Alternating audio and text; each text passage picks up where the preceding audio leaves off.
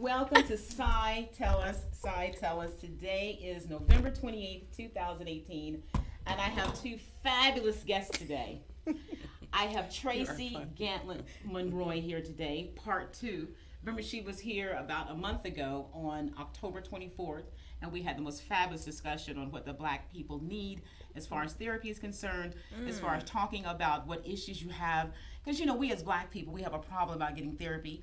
I was raised that way, as my mother always told me, child, don't go see a psychiatrist, don't do that. Black people, go see a psychiatrist, go see a clinician, go talk about your issues and everything else. I went to a workshop that she had the very next day on the 25th of October. I learned so much in that group setting. It was fabulous. It was fabulous. I will be the first one to tell you that as a culture, as a people, and as a nation, no matter what your culture is in your race, get therapy, go get discussion. I've always said there's healing in conversation, but there's real true healing from a professional. I learned so much even about myself in listening to issues that I had and what other women had. It was fabulous. So then we're here at the station today, so to begin, but we started a little bit late today, but you know what? All good things come to those who wait. Very true. We had a young lady in there and they were doing makeup and all this stuff, and I said, oh, that's a cute little girl. What's going on? Wait, let's back up. She actually gave me some of her airtime, so I was very appreciative of that. And see, and I didn't know she didn't know. Was. I said, oh, she's a cute little girl. Doesn't matter. We can go over. I don't care about that. So then, as I'm in here setting up to begin my show, my producer, Yanette, she said, girl, did you know what that is in there? I said, who, that little girl? She said, yeah, that's Lisa Left. That's Lisa Left Eye Lopez's sister. And I was like,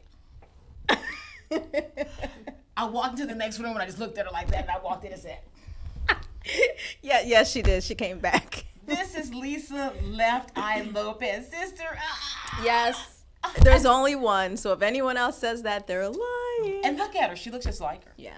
But I just wanted to come in and say hi. Since she was so gracious to me, I wanted to return and pay it forward. So. And then she looked just like her. I just keep saying it and saying it. But I just thank you for being so you are sweet so and so welcome. kind. I thank you. I appreciate it so much. You thank are you so blessing. much. Have a great show. I am happily in my 50s and I am still starstruck. Bye. It's nice and her meeting sister, you. And next time when one of her songs come on, I'm gonna point out to him and let then him you know, can tell him because he wasn't even born. And you can show him the picture, and they'll be like, oh yeah. No, okay, thank you so much, honey. Welcome. And her name is Raindrop, you guys. Yes, Raindrop okay, Lopez. okay, Raindrop Lopez. Thank you, my love. Safe travels. Thank you. So see, you never know what's gonna go on and happen on Sci Tell Us, but that is part of Atlanta. That truly is part of Atlanta. Okay, we want to sit up, don't we? She says we want to sit up. And this is my grandson Cameron. He was here with us last time when Miss Tracy Gantlin-Monroy was here, but we had such a great discussion we didn't have time to discuss everything. So I brought him back today so we could get his question in this time. But first, I want to give the kudos to Miss Tracy Gantlin-Monroy. I want to read again her bio. I don't want to leave out anything for you guys, because again, you're in for a great treat. It's going to be a sweet, short show. But you know what? It's going to be sweet, and it's going to be fabulous. Just as fabulous as the first show was, it's going to be more fabulous today. But again, Tracy Gantlin-Monroy is a licensed professional counselor and visionary that drives Grace Community Counseling and Social Services, LLC. Tracy Gantlin-Monroy is a fierce proponent of soul care, mental health, and behavioral health, and is dedicated to not only treating individuals, couples, adolescents, family systems, and groups, but also educating them about the issues affecting their quality of life. Tracy Gantlin-Monroy is personally involved in the training and development of all the group facilitators and service workers at Grace Community Counseling and Social Services, LLC, to ensure every participant and client receives the highest level of treatment, care, and opportunity to actualize their lives, discovering healing needed to overcome the circumstances of divorce, career, change, family, relationships, stress, depression, anxiety, self-discovery, and life circumstances. Tracy Gantlin-Monroy is equipped from a faith-informed, charismatic, out-of-the-box perspective laden with philosophical underpinnings, sure to meet your emotional, mental, behavioral needs with practical interventions to assist with actualization of your personal and family goals. Tracy Gantlin-Monroy, you are so great. You are so popular. We have people calling in already. Quick moment. Thank you for calling Scientalis to speak to Tracy Gantlin-Monroy, our rock star clinician. Thank you for calling in. Please state your name and what city you're calling from. Georgia. Oh, great, Yolanda. Thank you so much for calling in. We appreciate you. What question did you have for Miss Tracy Gantlin-Monroy today? Well, well, let me see. My first question will be, how do you deal with a teen that suffers from bipolar? Great question. What is a way to give them to reprimand them when they're doing something out of character? Well, how old? Well, we're talking about a teenager. She's 16. 16? Well, it just depends on what the value system is. Rather a child, or shall I say an adolescent, moving into the stage of development of young adulthood, reprimands has everything to do with what is their value system. Because remember, in America, we don't punish children, we redirect them. And when you address or attack, I'll say as a mom, attack their value system, that kind of gets their attention more than anything. Okay. Mainly that cell phone. Oh, okay, yeah. She values the cell phone. Uh-huh. Okay. Most of them do. Yes, ma'am. Cell phone. All right. Okay. So I can start with maybe taking it away from her and then maybe make her think about the things that she's doing. Absolutely. Okay. And remember, when you give a reprimand, you have to set it for a period of time so that that can redirect the behavior and they can look forward to resuming life as usual. Okay. All right. Well, I appreciate it. Thank you for the call. Thank you. Okay, great. Thank you so much for calling. And then, Tracy, we have a message here from Makiba Ramsey. She says she's trying to log on now to your show. And again, Makiba, as I just said, well, we may want to call her, but I told her to refresh her page. But let me check your phone right quick to make sure that you are on here where she can see that. Hold on. Thank you for calling Scientalis. You're on Lyve TV at Status Network. We have our showcase guest, Tracy Gantlin-Monroy, a clinician. Thank you for calling in. Please state your name and what city you're calling from. My name is Don, and I'm from Bronx, New York City. Oh, great, Don. Thank you so much for calling in, honey. How are you? I'm very well. How are you? Oh, I'm doing good. What question do you have for Ms. Gantlin-Monroy today? I actually have a question. I am a mental health professional. Okay. And I currently work with formerly incarcerated adults. Mm-hmm. And I'm having a lot of issues with transference. And I wanted to know if you can give me any kind of tips or anything that I can do in regards to remaining a professional in the mental health field and not letting transference actually impact my work. I'd like to know, Don, is it? Yes. How do you see it impacting you as a clinician in the midst of you providing services? It really depends. Like, depending on the client, I notice that I see them as a relative, a brother, a partner. Like, I identify a lot of just past relationships in my clients that I serve. Okay. So in other words, although you are a clinician and the population you serve, I'm thinking are being reintroduced to community? To the community. Mm-hmm. And you're able to identify. Mm-hmm. Here's something interesting. You actually just took me back to school. Yeah, so the program I attended, which was with Richmond Graduate University, which, we refer to them as the Yale of the South for counseling. It was a professional counseling program integrated with religion. So it kind of gave the faith underpinning to the whole behavioral health, mental health side of the training, we did a lot of therapy, Don. Because here's what you got to know about sitting on that side of being a clinician. It's called self-care. Yeah. Self-care. Because not only does it sound like your clients and patients are having transference, your statements are suggestive to perhaps some counter-transference going on as well. Absolutely. Because it's when in my assessment with them, once I get deeper and deeper into their issues, and I kind of realize that, they never really had a chance at, surviving. I don't know, like just something in me that just lets all my walls down, and I feel like for a moment I'm not a clinician. So I don't know, and I haven't had this feeling before, so that's why I'm like really struggling with this. I appreciate your transparency. Thank you. My pleasure, because oftentimes, depending on the role that we maintain, here comes all this pseudo stuff and the ideal of what that looks like, what that feels like. But I really appreciate your humanity.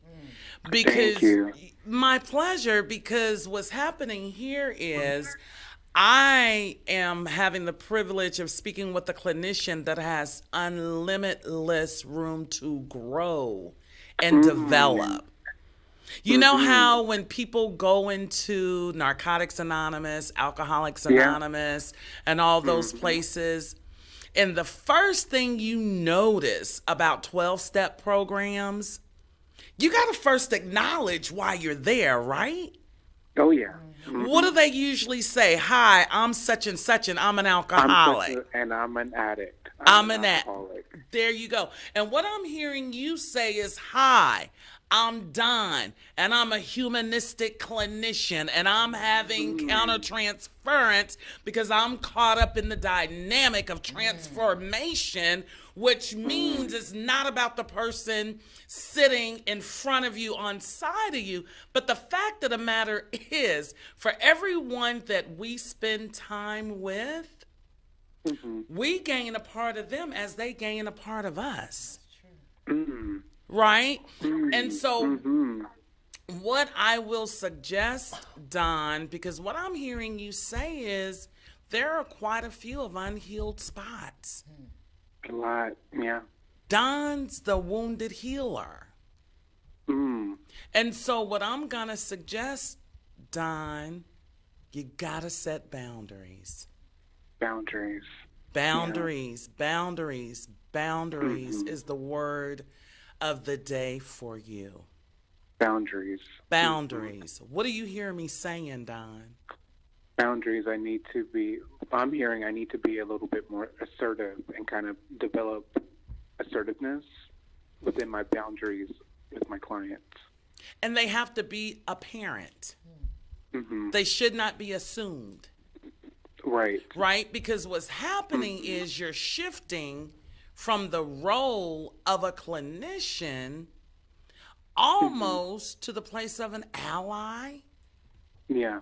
Right? And our whole role is as neutrality, right? To be neutral. Right. And I'm kind of sensing that's tipping a little bit. Let me tell you what I mean. You're absolutely right. Okay. I thought about that actually this morning after I met with a client. I realized that I feel like more of an ally, which I am to a degree, but I'm still a clinician. That's right. And let's be clear, right? Because I kind of see myself, my name is Tracy Gantlin-Monroy. Many affectionately know me as TG. And if someone were to call me TJ, I would correct them and say TG, like tall and gorgeous, right? So now check this out. So I'm already affirming my beauty, right?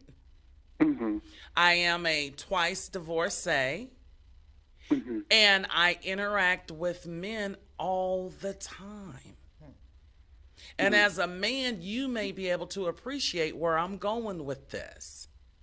Everybody want to climb the tall tree. Ever heard that phrase before? I have. Okay. And so because I am a statuesque woman of almost 6 feet, it is like an open card game for men, especially the short ones. And as a professional, before you even get that opportunity to go there with me, from my presentation, from our therapeutic alliance, from our interaction, my tone, my demeanor, I don't play any games, because if I give you an inch, you're going to take a mile. Are you seeing the example I'm using, trying to make it simple and precise for you? You following me? I am. And so with that being said, because we are clinicians does not negate our humanity.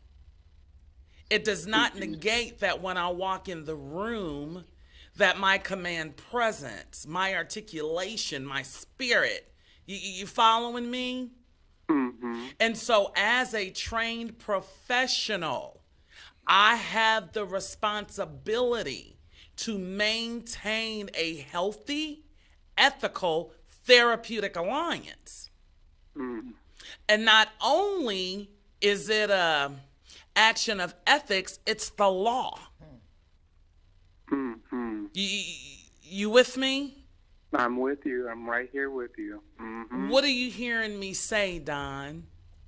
I'm hearing you say right now that with our code of ethics, without that, and I'm not a clinician, I have to abide by what I agreed to as being a social worker. That's absolutely correct. And you're bound by it. So much so, Don, there are consequences when we digress.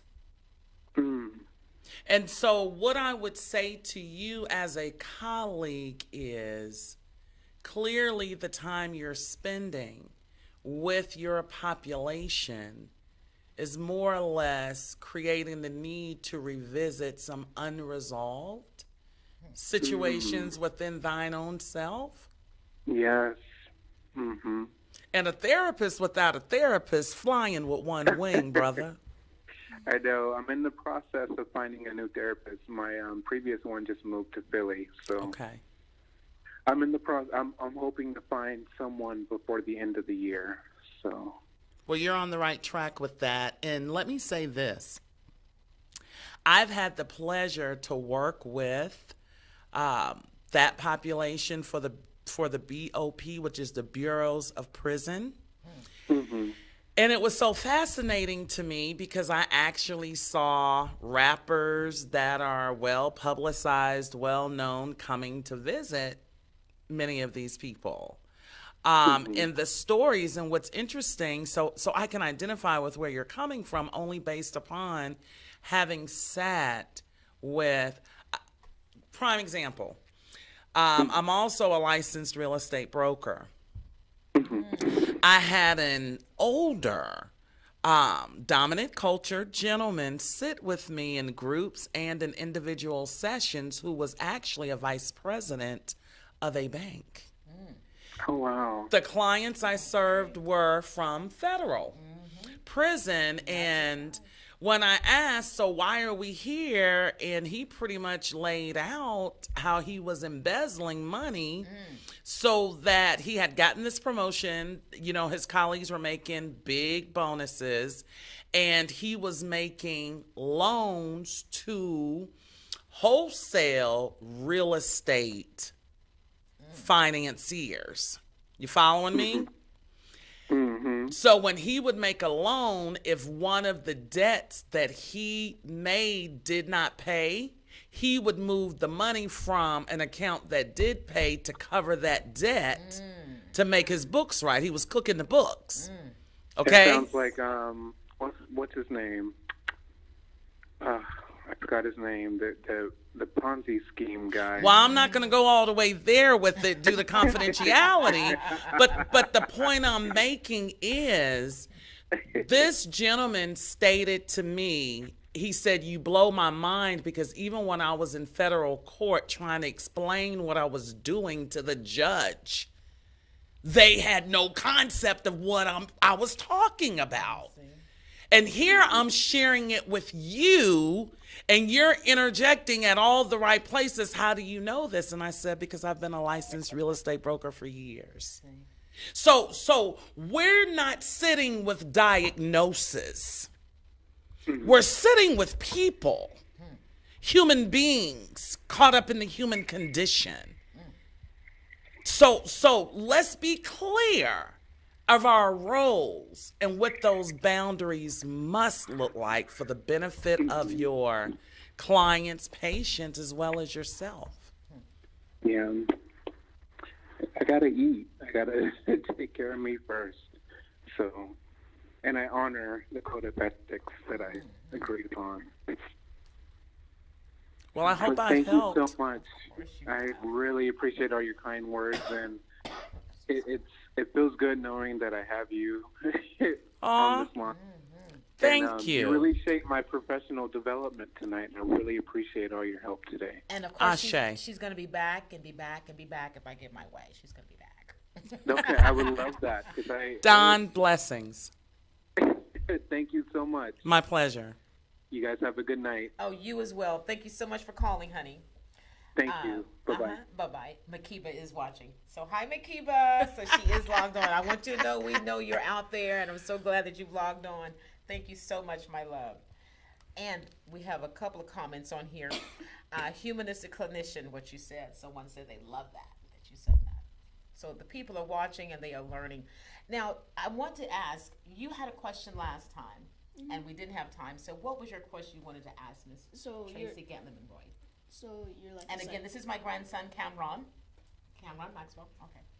So, of everything I've heard, you're a psychiatrist, right? I am a licensed professional counselor, which is a clinician. So here's how it goes, Cameron.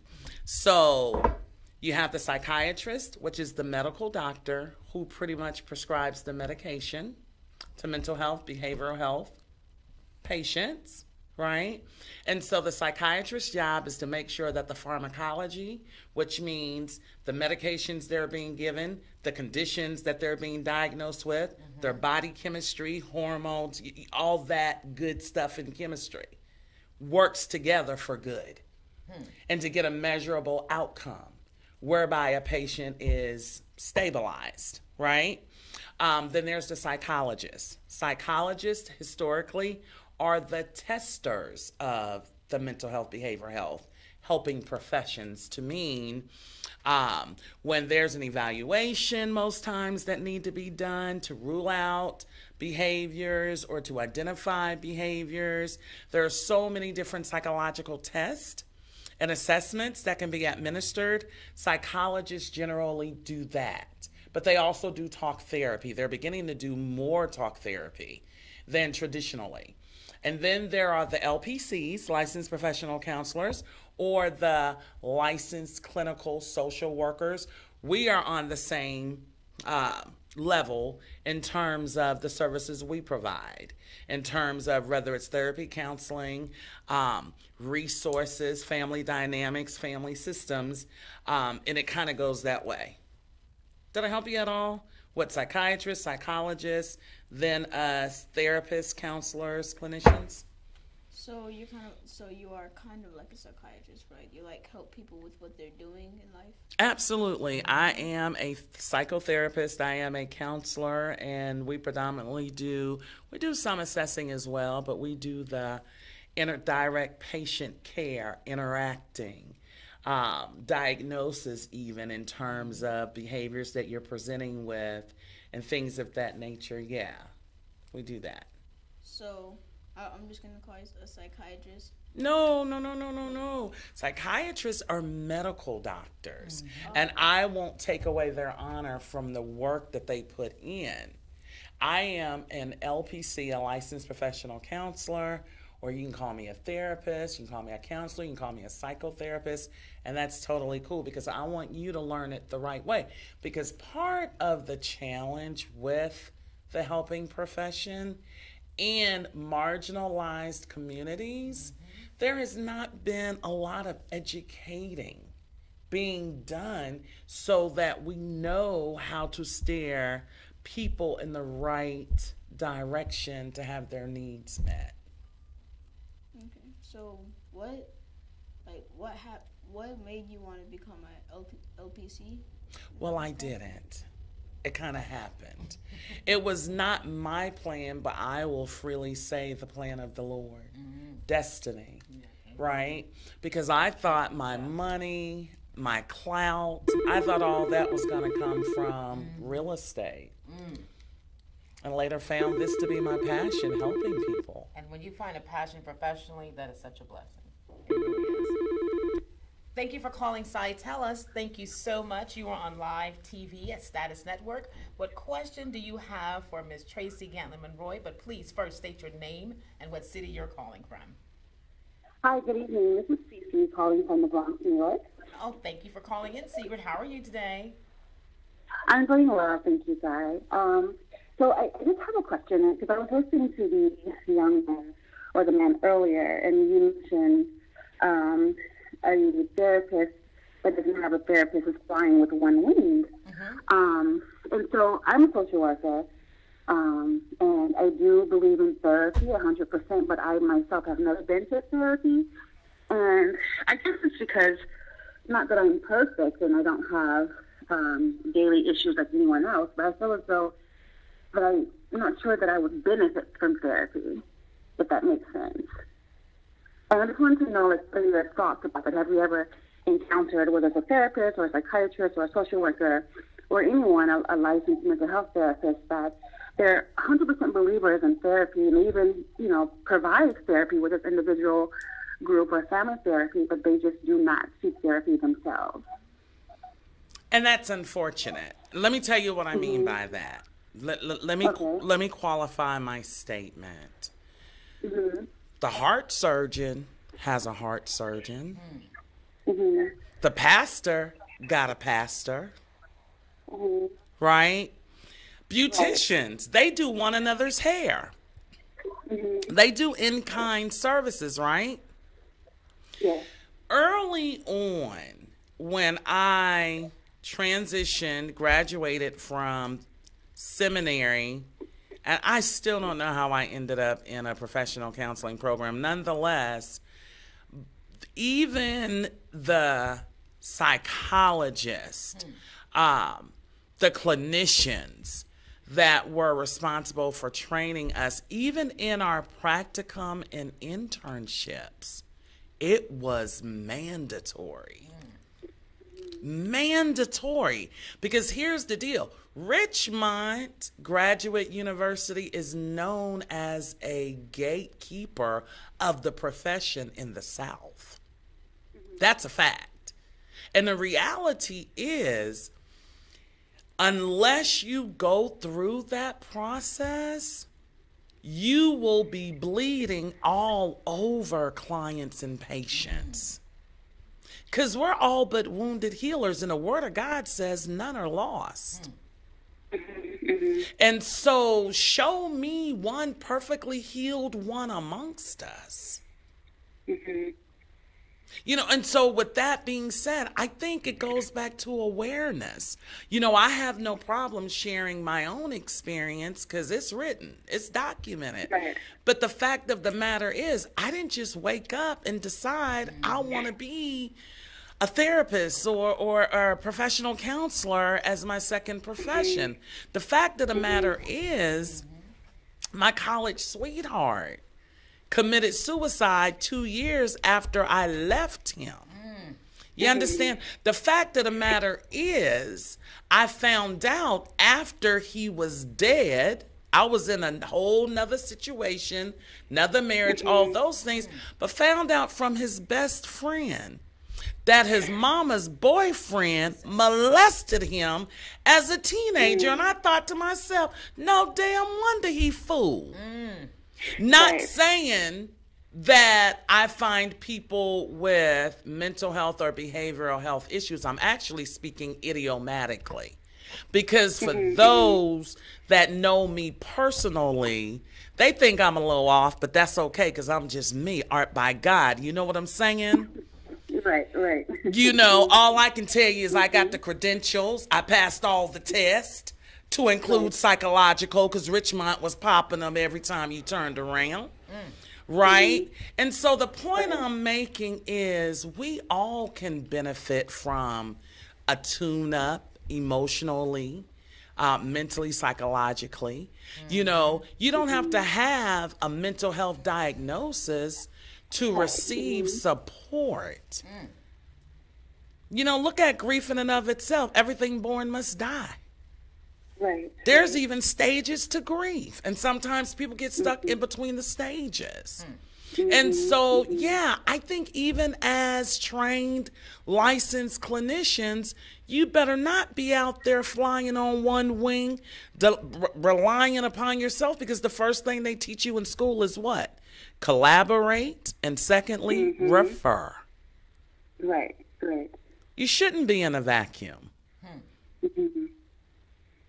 Hope that helps to give clarification of where I'm coming from. It did help. It helped. And I've been in. So I also attend Bible study here in New York, and coincidentally, one of the preachers, she's a social worker. You know, and she preaches on self-care. Whatever that entails. Mental health. Having a therapist, and she mentioned that she also has a therapist as well. And so I've been hearing that a lot lately, and I've actually moved away from providing direct care and more administration and doing more administrative work. Okay. But just my group of in different circles, I'm hearing more of just those that are seeking or attending therapy and how much it has helped them. But I guess I feel or have felt that, like I'm fine, I'm cool. And however, I do have some things that, by the naked eye, a person would think, so why are you harming yourself, due to like physical appearances, right?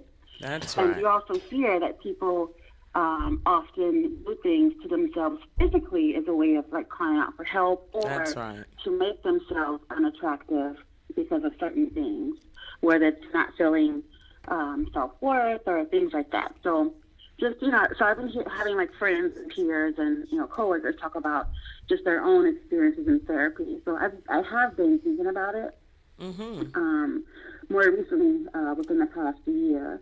That is fabulous. Sigrid, we are going to have to cut this short. I apologize, but we have another segment coming up. And I apologize, everyone, but the show before us ran over. Of course, we're going to have Miss Tracy Gantlin-Monroy come back and come back and come back and come back. Hopefully, maybe even within the next couple of weeks, if her schedule will permit. But we have got to cut it short. And Tracy, if they want to contact you by website, email, phone number, give us that information, please. www.gracecommunitycounseling.com. And you got it, gracecommunitycounseling.com. And I will just shout out my number. If you can catch me, you got me. My number is 678-508-3552. Again, 678-508-3552. Okay, great. I have it. Okay, gracecommunitycounseling.com. And I just want to say thank you to all of you who have called in, who couldn't get through. Charles Sharper, Tiara Duncan, Makiba Ramsey, Executive Chef Robert Scott. We have Lamar Lele Lewis on the line. We've had others that have been tuning in. We thank all of you guys for calling in and tuning in. Always tune in to Tell Us every second and fourth Wednesday, 8 p.m. Eastern Time. You can always call in and talk to our fabulous guests, such as Miss Tracy Gantlin-Monroy. And again, as you all know, the number is always 251-4343. And I'm going to wish upon a star, and hopefully we can get her back here in the next couple of weeks. Thank you so much for tuning in. Be a 2-hour show. We need to do something. You know, I make her a co-host every time because it's just a joy. And again, you see the people, we need you. We need to talk to you. We need that. Ashe. And thanks for having me, Si. I appreciate it. Thank you so much. So My you pleasure. guys, thank you for calling in and tuning in. See you next time on Si Tell Us, the Status Network, broadcast live TV, Atlanta, Georgia. Have a good night.